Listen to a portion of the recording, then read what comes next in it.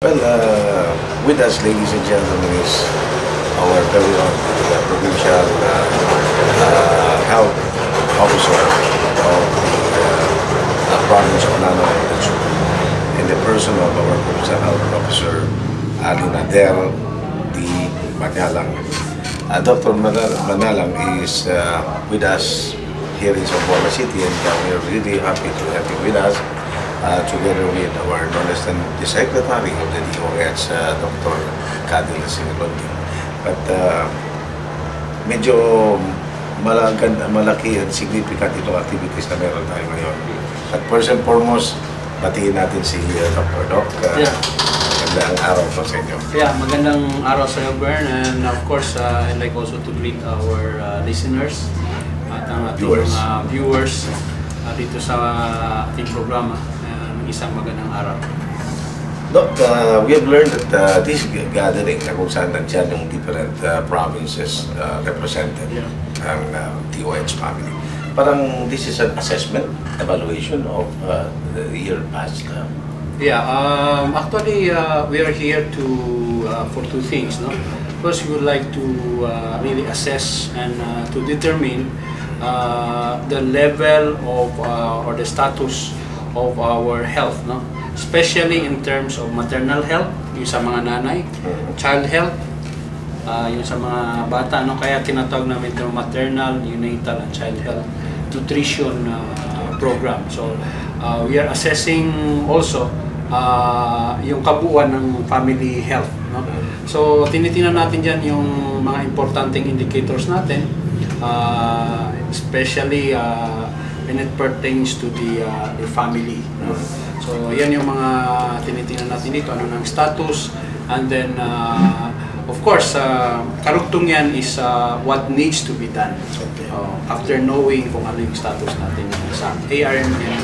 But of course, alam natin yung mga provinces na included dyan, and yung mga cities.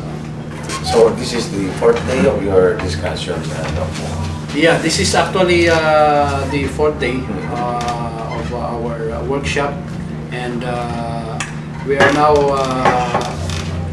seeing already the actual picture of what is happening in the whole region of ARMM. Now, going to your province, the beautiful province of Zamboanga del Sur, Lanao del Sur, we have learned medyo you have somehow achieved some of your targets. O if not, halos lahat na achieve natin. So, kumusta na yung implementation of all these projects? Yeah, unang-una, yung kabuuan ng ating health program, nandyan we were able to lay down the foundation, ika nga. Nandyan yung ating strategic plan on how to improve the health status of our constituents in Lanao del Sur. At yan ay makikita sa ating Provincial Investment Plan for Health.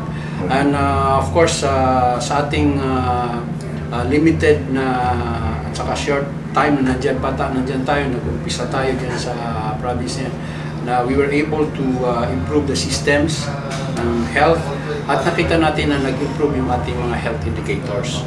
So, kaya we are very glad na bumaba yung maternal mortality, yung infant mortality, at nag-improve yung ating mga indicators, yung mga, for example, yung sa mga nanay, yung number of mothers na pumupunta dun sa mga health facilities natin para prenatal at mga anak dun sa mga health facilities natin. So nakita natin yung improvement, or shall I say, parang transformation ng ating probinsya.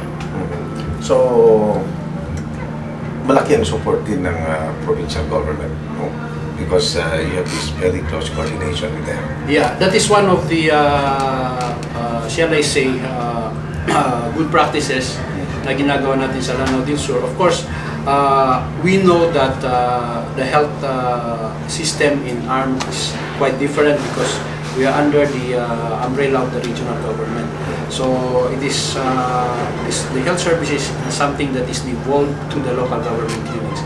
But through our continuing collaboration and advocacy, we're able to get the support of our local government chief executives from the province down to the municipalities. Kaya maganda yung nangyayari. So nakikita natin, this support is being translated into yung kanilang mga pagbibigay ng mga financial, mga moral support dun sa ating mga health workers para mas maganda yung implementation ng ating mga health programs. Continuing advocacy, and of course, meron tayo yung trainings for health workers. And of course, instituting itong mga facilities. Pwede nga state of the art mo yung mga ilan ba yung mga health centers natin that cater to well, we are really heading towards the direction na unang-una, yan ang ating priority, how to improve the health facilities. Dahil basic yan kailangan yan, yung ating mga hospitals should be fully functional, mayroong mga equipment, may gamot, mayroong mga manpower na nagko-complement dun sa hospitals na yun. So, yun ang ating direction. At nakikita yan dun sa yung mga recognition through accreditation. So, in Lanao del Sur, nakita natin na all of our hospitals na being managed by Department of Health are accredited ng PhilHealth. So, yun ang isang indicator natin.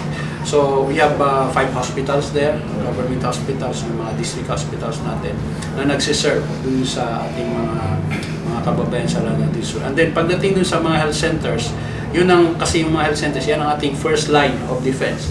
Diyan unang pupunta yung ating mga kababayan pag nangangailangan sila ng mga serbisyo. So, we're able to upgrade some of these facilities, and we have the so-called Health Facility Enhancement Program na sinusuporta ng Department of Health Central Office. At ang ating direction is to see to it that all the municipalities will have fully functional and very shall I say, very responsive health facilities. So, nandun na tayo sa direction na yan. We are already, nandun na sa plano natin kung paano natin i-upgrade. Siyempre, may mga una. So, yun ang ating direction. But our goal is really to complete yung ating mga municipalities na magkaroon ng health facilities. The manpower complement, most kulang pa matagal. Many has yet to be done.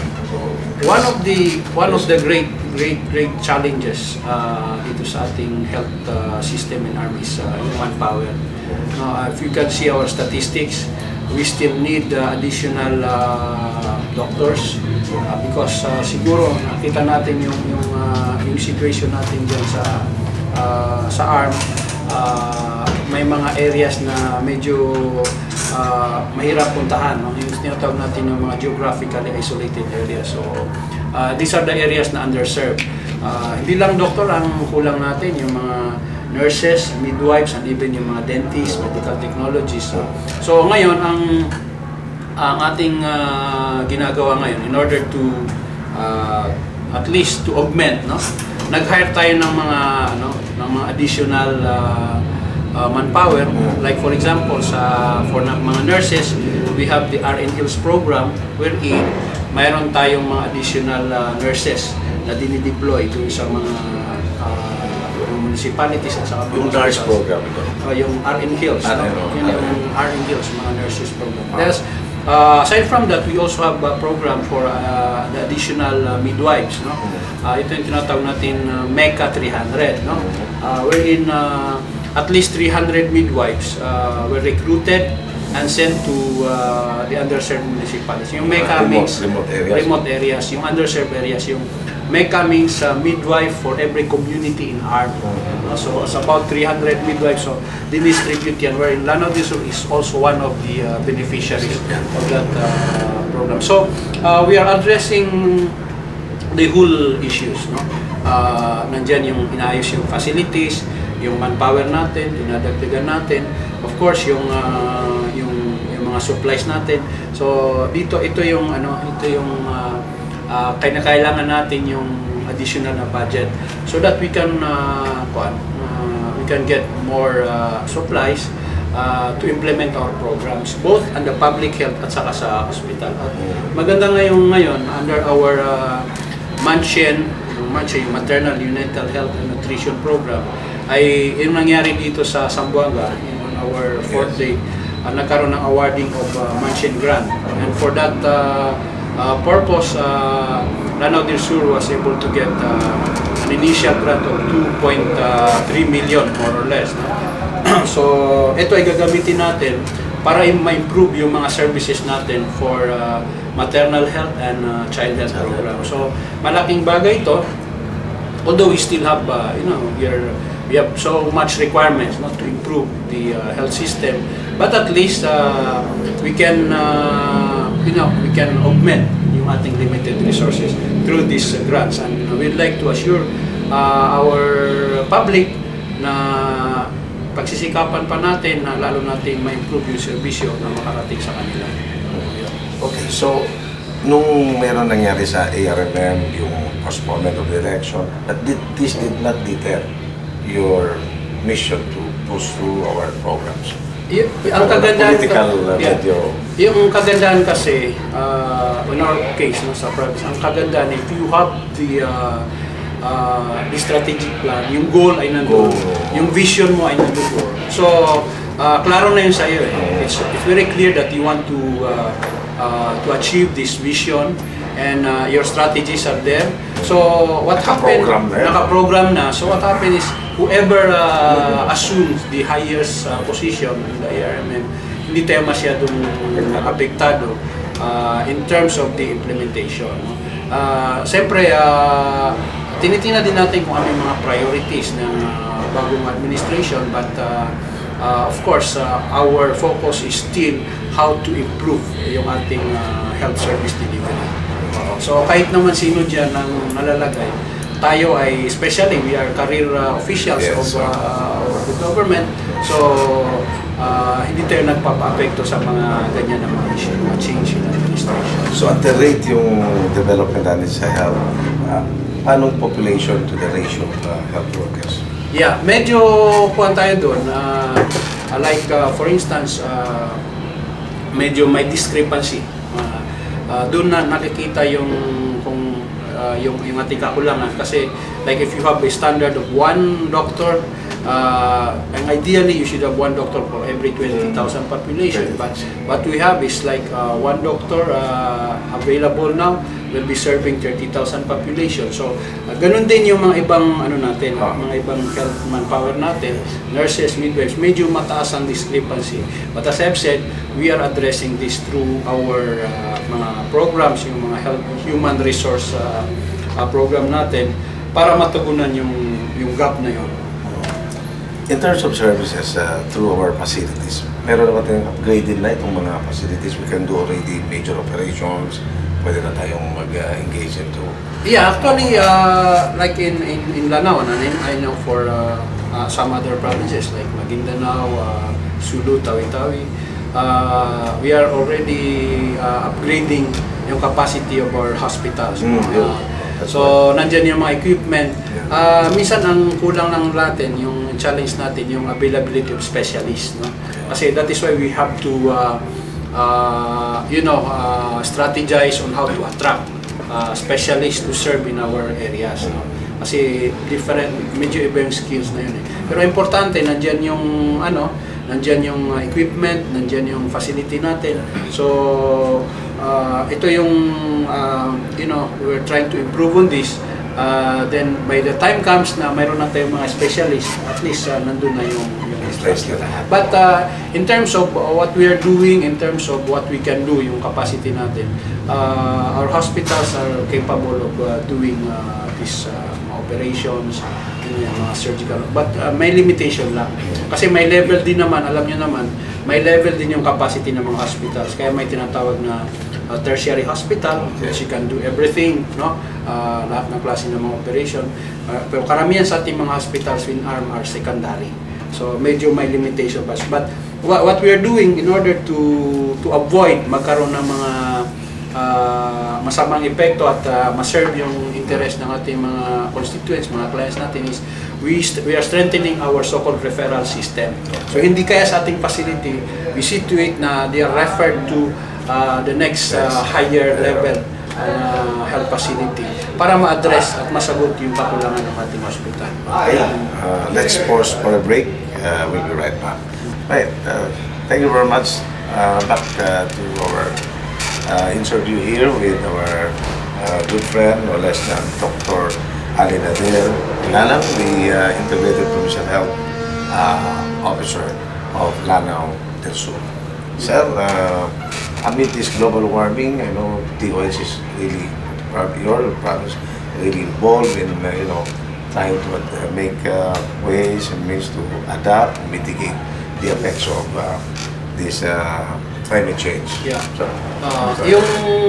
ang tingin natin dito sa climate change is something that that we cannot really prevent, no?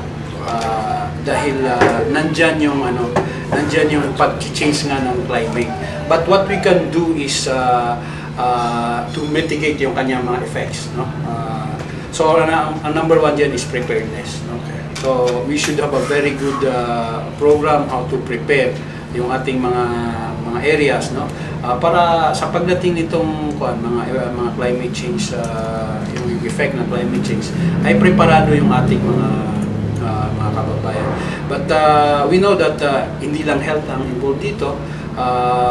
Maraming mga players, maraming mga agencies at dapat magtulong-tulong para ma-arrest natin yung masamang effect nito. But for the Department of Health, no, on our part, what we are doing is to see to it na at least ma-educate natin yung ating mga, that's very important, yung ating mga kababayan on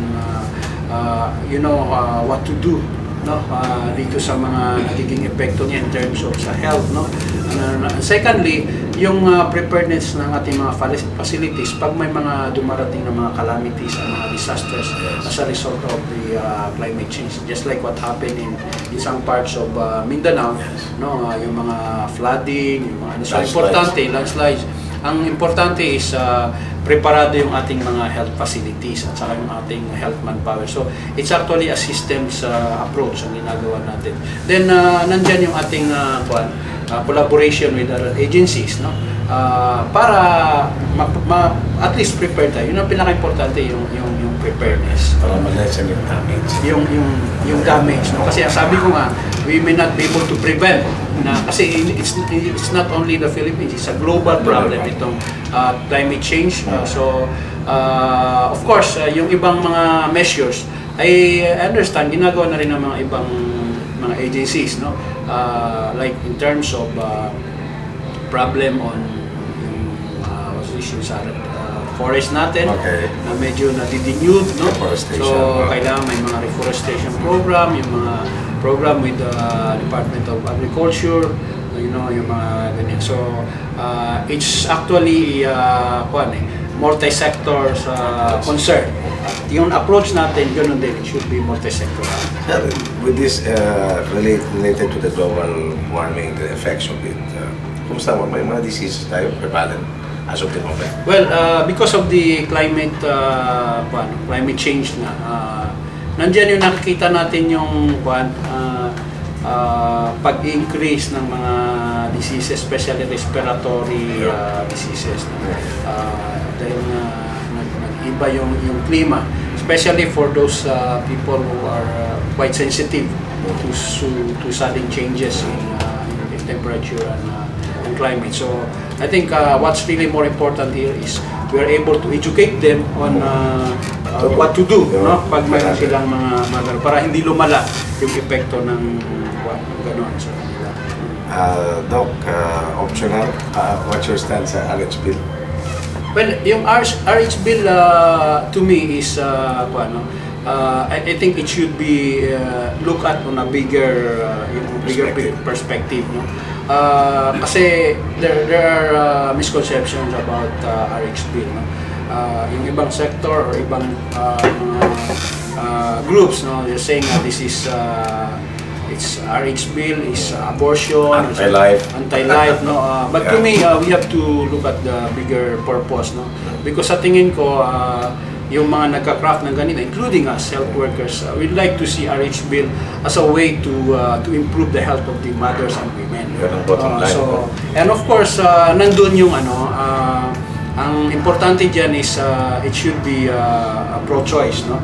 Kumbaga, we're just offering alternatives, no, so that people have a choice, no. Kasi ang importante diyan sa RH Bill is preparado yung ating mga yung ating mga facilities at yung ating mga serbisyo ay can be provided kung kinakailangan readily, no? So yun ang importante doon, na yun ang gustong i-strengthen ng RH bill. So hindi lang basta-basta na initiative, kundi it should be mandated by law. Kaya importante rin yung RH bill na yun. But of course, nasa tao na yun eh. Kaya ang kagandang sa RH bill, it's really pro-choice. Yun ang tingin ko dyan sa RH bill. So everybody naman has yung sinasabi natin na democracy. Yeah, democracy, freedom, and you have the right to choose. So yun ang importante. At least you can exercise your freedom of choice. Doc, siguro finally your parting message.